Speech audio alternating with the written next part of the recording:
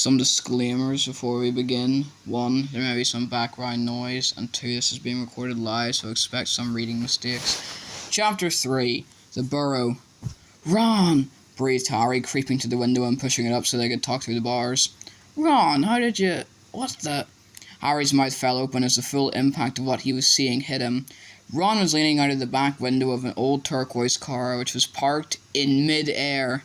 Grinning at Harry from the front seats were Fred and George, Ron's elder twin brothers. "All right, Harry. What's been going on?" said Ron. "Why haven't you been answering my letters? I've asked you to stay about 12 times, and then Dad came home and said you got an official warning for using magic in front of muggles. It wasn't me, and how did he know?" "He works for the ministry," said Ron. "You know we're not supposed to do spells outside school." "Bit rich coming from you," said Harry, staring at the floating car. "Oh, this doesn't count," said Ron. "We're only borrowing this. It's Dad's. We didn't enchant it, but doing magic in front of those muggles you live with." "I told you I didn't, but it'll take too long to explain now.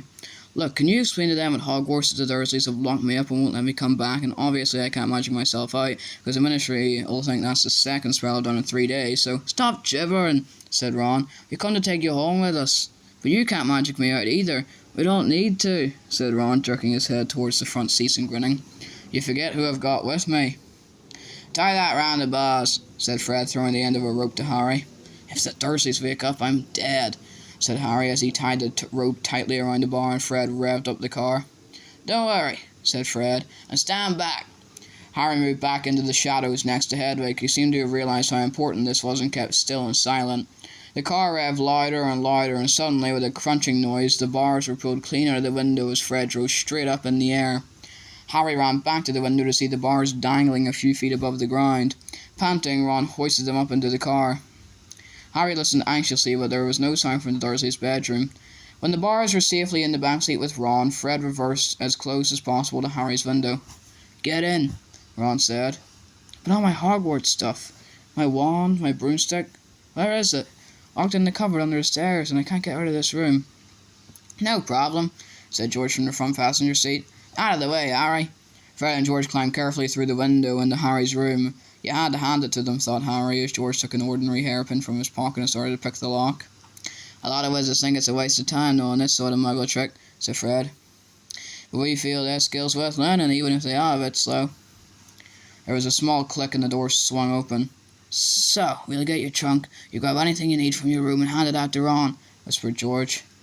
"Watch for the bottom stair, it creaks," Harry whispered back as the twins disappeared under the dark landing. Harry dashed around his room, collecting his things together and passing them out of the window to Ron. Then he went to help Fred and George heave his trunk up the stairs. Harry heard Uncle Vernon cough. At last, panting, they reached the landing, then carried the trunk through Harry's room to the open window. Fred climbed back into the car to pull with Ron, and Harry and George pushed from the bedroom side. Inch by inch, the trunk slid through the window. Uncle Vernon coughed again. "A bit more," panted Fred, who was pulling from inside the car. "One good push." Harry and George threw their shoulders against the trunk, and it slid out of the window into the back seat of the car. "Okay, let's go," George whispered. But as Harry climbed onto the windowsill, there came a sudden loud screech from behind him, followed immediately by the thunder of Uncle Vernon's voice. "That ruddy owl! I've forgotten Hedwig!" Harry tore back across the room as the landing light clicked on. He snatched up Hedwig's cage, dashed to the window, and passed it out to Ron. He was scrambling back onto the chest of drawers, and Uncle Vernon hammered on the unlocked door, and it crashed open. For a split second, Uncle Vernon stood framed in the doorway. Then he let out a bellow like an angry bull and dived at Harry, grabbing him by the ankle. Ron, Fred, and George seized Harry's arms and pulled as hard as they could. "Behind ya!" roared Uncle Vernon. "He's getting away! He's getting away!" The Weasleys gave a gigantic tug, and Harry's leg slid out of Uncle Vernon's grasp. As soon as Harry was in the car and had slammed the door shut, Ron yelled, "Put your foot down, Fred!" and the car shot suddenly towards the moon. Harry couldn't believe it. He was free. He wound down the window, the night air whipping his hair, and looked back at the shrinking rooftops of Privet Drive. Uncle Vernon, Aunt Petunia, and Dudley were all hanging, dumbstruck, out of Harry's window. "See you next summer!" Harry yelled. The Weasleys roared with laughter, and Harry settled back in his seat, grinning from ear to ear. "Let Hedwig out," he told Ron. "She can fly behind us. She hasn't had a chance to stretch her wings for ages." George handed the hairpin to Ron, and a moment later Hedwig had soared joyfully out of the window to glide alongside them like a ghost. "So, what's the story, Harry?" said Ron impatiently. "What's been happening?" Harry told him all about Dobby, the warning he'd given Harry, and the fiasco of the violet pudding. There was a long, shocked silence when he had finished. "Very fishy," said Fred finally. "Definitely dodgy," agreed George. "So, he wouldn't even tell you who's supposed to be plotting all this stuff?" "I don't think he could," said Harry. "I told you, every time he got close to letting something slip, he started banging his head against the wall." He saw Fred and George look at each other. "What, you think he was lying to me?" said Harry. "Well," said Fred, "put it this way. Ourselves have got powerful magic of their own, but they can't usually use it without the Master's permission. I reckon old Dobby was sent to stop you coming back to Hogwarts. Someone's idea of a joke.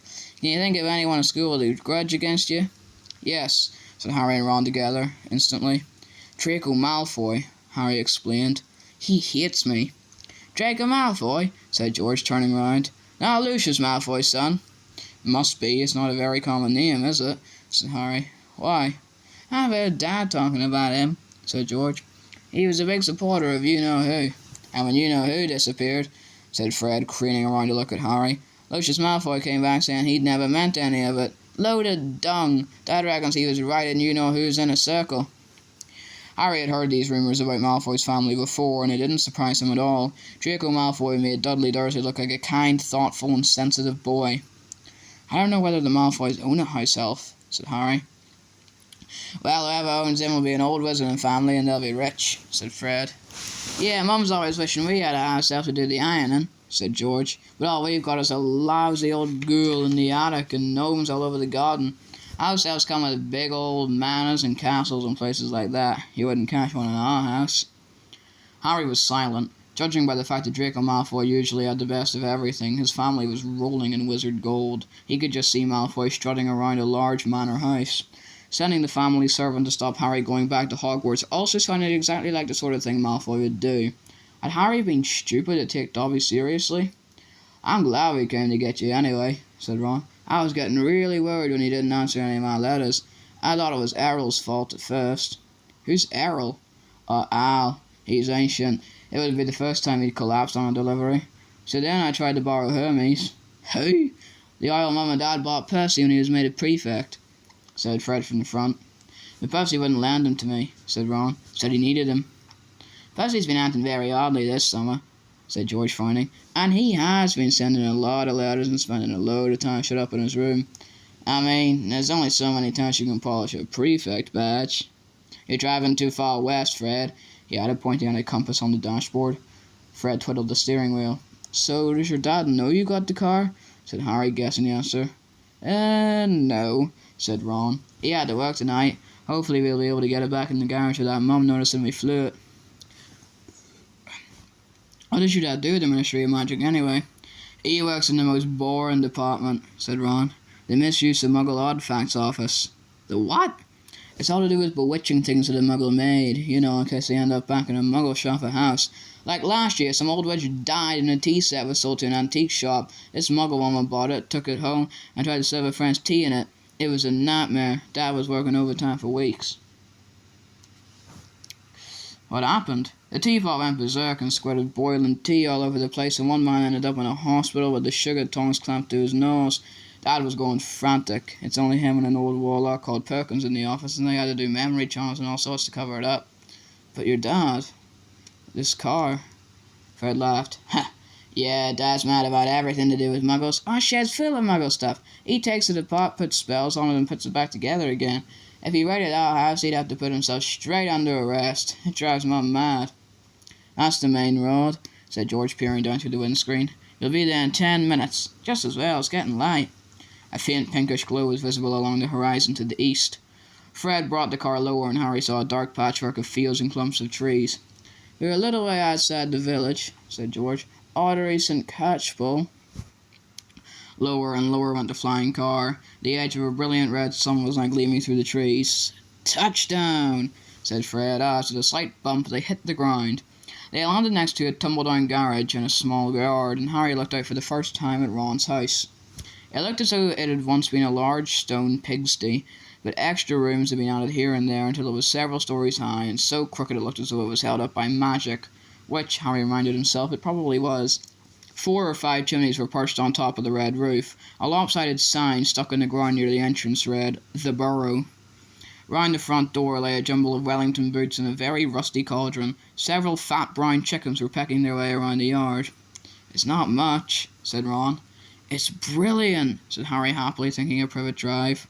They got out of the car. "Now, we'll go upstairs really quietly," said Fred, "and wait for Mum to call us for breakfast. Then, Ron, you come bounding downstairs going, 'Mum, look who turned up in the night,' and she'll be all pleased to see Harry. No one need ever know he flew the car." "Right," said Ron. "Come on, Harry, I sleep at the—" Ron had gone a nasty greenish colour, his eyes fixed on the house. The other three wheeled round. Mrs. Weasley was marching across the yard, scattering chickens, and for a short, plump, kind-faced woman it was remarkable how much she looked like a saber-toothed tiger. "Ah," said Fred. "Oh dear," said George. Mrs. Weasley came to a halt in front of them, her hands on her hips, staring from one guilty face to the next. She was wearing a flowered apron with a wand sticking out of the pocket. "So," she said. Morning, Mum," said George in what he clearly thought was a jaunty, winning voice. "Have you any idea how worried I've been?" said Mrs. Weasley in a deadly whisper. "Sorry, Mum, but see, we had to—" All three of Mrs. Weasley's sons were taller than she was, but they cowered as her rage broke over them. "Bed's empty, no note, car gone, could have crashed out of my mind with worry. Did you care? Never as long as I've lived. You wait until your father gets home. We never had trouble like this from Bill, or Charlie, or Percy." "Perfect Percy," muttered Fred. "You could do with taking a leaf out of Percy's book," yelled Mrs. Weasley, prodding a finger in Fred's chest. "You could have died. You could have been seen. You could have lost your father his job." It seemed to go on for hours. Mrs. Weasley had shouted herself hoarse before she turned on Harry, who backed away. "I'm very pleased to see you, Harry dear," she said. "Come in and have some breakfast." She turned and walked back into the house, and Harry, after a nervous glance at Ron, who nodded encouragingly, followed her. The kitchen was small and rather cramped. There was a scrubbed wooden table and chairs in the middle, and Harry sat down on the edge of his seat, looking around. He had never been in a wizard house before.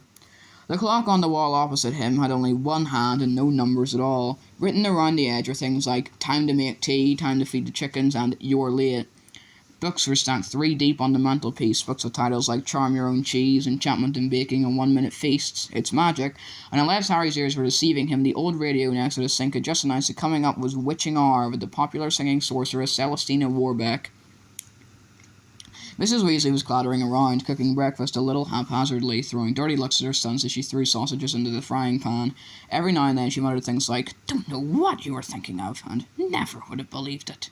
"I don't blame you, dear," she assured Harry, tipping 8 or 9 sausages onto his plate. "Arthur and I have been worried about you, too. Just last night we were saying we'd come and get you ourselves if you hadn't written back to Ron by Friday. But really," she was now adding 3 fried eggs to his plate, "flying an illegal car halfway across the country. Anyone could have seen you."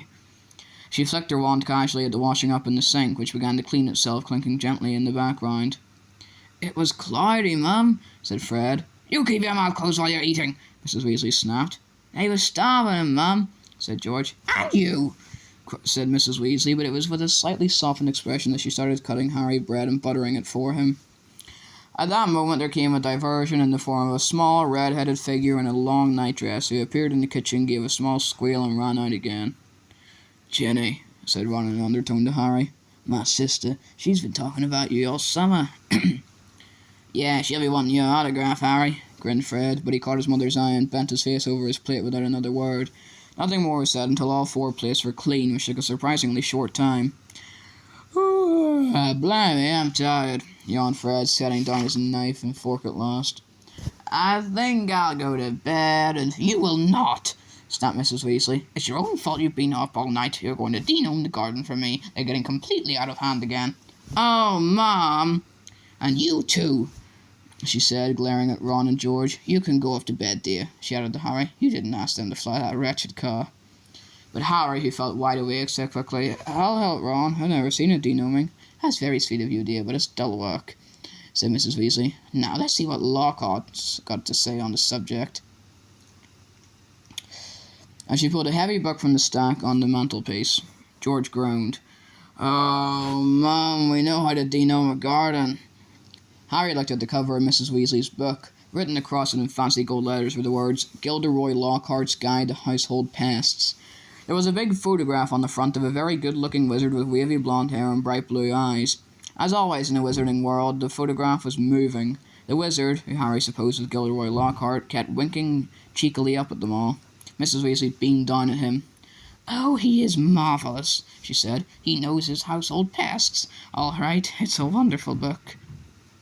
"Mum fancies him," said Fred in a very audible whisper. "Don't be so ridiculous, Fred," said Mrs. Weasley, her cheeks rather pink. "All right, if you think you know better than Lockhart, you can go and get on with it, and woe betide you if there's a single gnome in that garden when I come out to inspect it."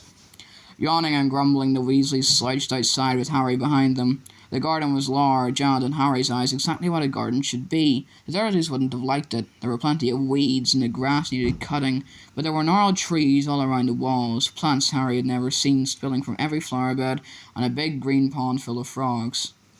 "Muggles have garden gnomes too, you know," Harry told Ron as they crossed the lawn. "Yeah, I've seen those things they think of gnomes," said Ron, bent double with his head in a peony bush. "Like fat little Father Christmases with fishing rods." There was a violent scuffling noise. The peony bush shuddered, and Ron straightened up.